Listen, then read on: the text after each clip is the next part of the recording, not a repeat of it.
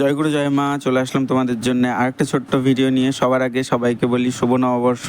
এর আগেও আমি একটা ছোট্ট ভিডিওর মাধ্যমে তোমাদেরকে গতকাল নববর্ষ জানিয়েছি। তো আমরা নীল পুজোর আগে যখন তারকেশ্বরে যাই সন্ন্যাস করেছিলাম। তোমরা যারা আগের ভিডিওগুলো দেখেছো তারা জানো, আর যারা দেখোনি অবশ্যই আমার ফেসবুক পেজে যাও, তোমরা দেখতে পারবে। তো এটা ছিল ব্যারাকপুর ফেরিঘাট। তো সেখান থেকে আমি শুরু করেছিলাম এবং তারপরে শেওড়াফুলি ঘাটে পৌঁছে আমরা তারপরে আবার ভিডিও করেছিলাম আমি। তো একটু দেরি হয়ে গেল ভিডিও এডিট করতে এবং বাড়ি এসেছি আমি গতকালকেই, তো আর সময় হয়নি। তো যাই হোক, আমি কালকে কিছুটা এডিট করে রেখেছিলাম এবং আজকে সকালে এডিট করে তোমাদের মধ্যে দিচ্ছি। তো আমরা শেওড়াফুলি ঘাটে পৌঁছেই সবাই মিলে সেখানে বসে খাওয়া দাওয়া করেছিলাম। যতক্ষণ আমরা বাড়ি থেকে ঘাটে পৌঁছে ততক্ষণ কেউই খাওয়া দাওয়া করে না, জলও খায় না কেউ। তো ওখানে গিয়েই তারপরে খাওয়া দাওয়া করে। এটা প্রথম থেকে আমরা যখন সন্ন্যাস করছি এবং যাদের সাথে করেছিলাম তারাই আমাদেরকে এইভাবে করিয়েছিল। তো তোমরা কে কীভাবে করো অবশ্যই জানিও। অনেক দিকে অনেক রকম নিয়ম, এক এক দিকে এক এক রকম। তো যাই হোক, সবাই ছিল, পাশের বাড়ি একটা কাকিমা ছিল, ভাই ছিল, তারপরে আমার কাকার ছেলে ছিল, ঠাকুমা ছিল, আরও ছিল 2-3 জন, ওরা পরে এসছে। তারপরে আমার শিষ্য ছেলে ছিল।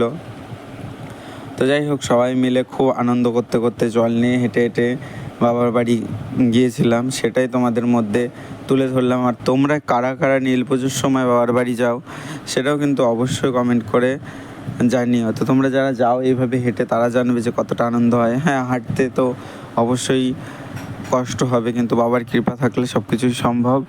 তো কত মানুষই একদম হেঁটে পৌঁছে যাচ্ছে। তো যাই হোক, তারপরে সন্ধ্যার মধ্যে পৌঁছে গেছিলাম ডাকাতকালী মন্দিরে। মায়ের দর্শন করো সবাই, মা সবার মঙ্গল করুক এই প্রার্থনাই করি। প্রথমে ডাকাতকালী, তারপরে মারোয়া চট্টি, অনেকে কাশী বিশ্বনাথও বলে। তো সেখানে জল দিয়ে তারপরে আমরা বাবার বাড়ি পৌঁছেছিলাম। তো অনেক রাত হয়ে গেছিলো বাবার বাড়ি পৌঁছাতে। তো এখানে কিছু সময় বিশ্রাম করে কিছু খাওয়া দাওয়া করে তারপরে আবার জল নিয়ে আমরা হাঁটা আরম্ভ করি। তো অনেক অনেক রাত হয়ে গেছিলো বাবার ধামে ঢুকতে। সেখানে আমরা 2 দিন ছিলাম। প্রথমে নীল পুজোর দিন সকালে, এটা এই যে দেখছো এখন যে ভিডিওতে আমাকে, এটা নীল পুজোর দিন সকালে জল দিয়ে আসার পরে একটু ভিডিও করে রেখেছিলাম। খুব একটা ভালো করে ভিডিও করা হয়নি, যখন সময় পেয়েছি একটু একটু করে করেছি। আর রিলসের মাধ্যমে তোমরা তো দেখেছোই, যারা ফেসবুকে আমার রিলস দেখো। তো এখানে সবাই ছিল। আর এটা হলো বিকালে আবার গেছিলাম জল দিতে। তো বিকালবেলায় জল দিয়ে সে আবার একটু ভিডিও করে নিয়েছিলাম। তো তারপরে ভাই ওরা গেছিলো বিকালে মন্দিরে, তখন ওরা এই যে দুধ পুকুর এবং বাবার মন্দির সব কিছু ভিডিও করে এনেছিল। তো আমি বলেছিলাম যে যা একটু, যেহেতু হেঁটেছি বুঝতেই পারছো পায়ের অবস্থা কেমন হয়। তো আমি বললাম যা তোরা একটু ভিডিও করে নিয়ে আয়। তারপরে ভাই ওরা গিয়ে মন্দির থেকে ভিডিও করে নিয়ে আসলো শুধুমাত্র তোমাদেরকে দর্শন করানোর জন্যে। তো যারা যেতে পারোনি অবশ্যই বাবার ধামে যাও, বাবা কাউকে খালি হাতে ফেরায় না। আমি যখন যা চেয়েছি বাবার কাছে সবসময় পেয়েছি। আর আমরা যতবারই চাই না কেন বছরের মধ্যে কোনো দিন যাবো, হয় না কেন জানি না। এই নীল পুজো আসলে তখন আর কেউ আটকাতে পারে না, আমরা যাবই। তো সেটা বাবারই ইচ্ছা, কারণ বাবার ইচ্ছা ছাড়া তো কিছু হয় না। আর মন্দিরের ভিতরে ওরা কিছুটা ভিডিও করে ফেলেছিল, সেটাও তোমাদেরকে দিতে পারলাম। আর এইটা হলো চড়কের দিন সকালবেলায়, ওখানে বাজারঘাট করে ওখানে রান্না করে খেয়ে আসতে হয় নাকি বাবার ধামে। তো সেখানে মাটির হাঁড়ি কিনে এবং রান্না বান্না করে আমরা খেয়ে এসেছিলাম। তো সত্যি সত্যি খুব আনন্দ হয়। আর কিভাবে যে দিনগুলো কেটে যায়, আমরা 2 দিন থাকি, তো কিভাবে যে কেটে যায় বুঝতেই পারি না।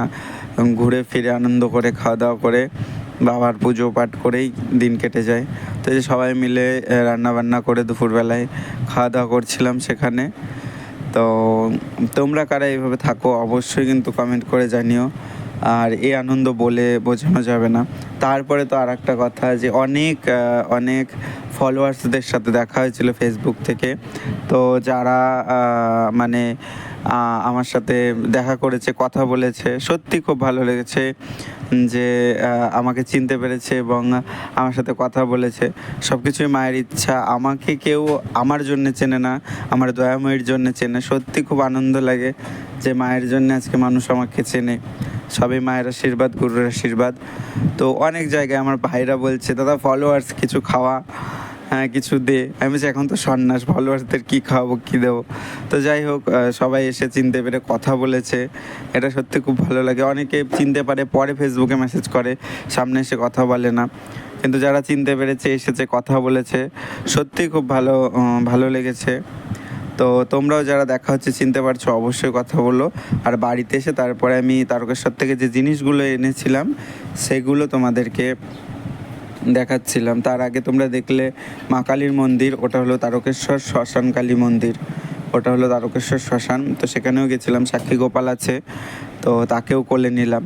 তো যাই হোক, সামান্য কিছু জিনিসপত্র এনেছিলাম আমার বোনের জন্যে, এবং গুরু ভাইয়ের জন্য একটা জিনিস এনেছিলাম। তো আর কারোর জন্য তেমন কিছু আনিনি, প্রসাদ এনেছি। তো যাই হোক, সবাই ভালো থেকো, সুস্থ থেকো, বাবার কাছে এই কামনাই করি। আবার অপেক্ষায় রইলাম একটা বছরের। তো আবার 1 বছর পরে বাবার ধামে হয়তো যাব। তার আগে যদি বাবা কৃপা করে তাহলে আবার বাবাকে দর্শন করতে যাব। তো তোমরাও কারা কারা সন্ন্যাস করেছিলে অবশ্যই কমেন্ট করে জানিও। আর ভিডিওটা ভালো লাগলে অবশ্যই আমার ফেসবুক পেজটাকে ফলো করে দিও, পাশে থেকো। আর যারা ইউটিউব থেকে দেখছো ফায়ার আপ চাকদা, আমার ইউটিউব চ্যানেলটাকে সাবস্ক্রাইব করো। তো সবাই ভালো থাকে এই কামনাই করি বাবার কাছে। তোমাদের সাথে আবার দেখা হবে নতুন ভিডিও নিয়ে। আর আজ হলো অমাবস্যা, তো আজকে মায়ের অমাবস্যার পুজো হবে, তো সেই সব ভিডিও আসবে। অবশ্যই তোমরা আমার ফেসবুক পেজটাকে ফলো করে পাশে থেকো। সবাই ভালো থেকো, সুস্থ থেকো। বাবা তোমাদের সবার মনের ইচ্ছা পূর্ণ করুক। সবাই ভালো থেকো। জয় গুরু জয় মা। আবার দেখা হবে তোমাদের সাথে নতুন কোনো ভিডিও নিয়ে।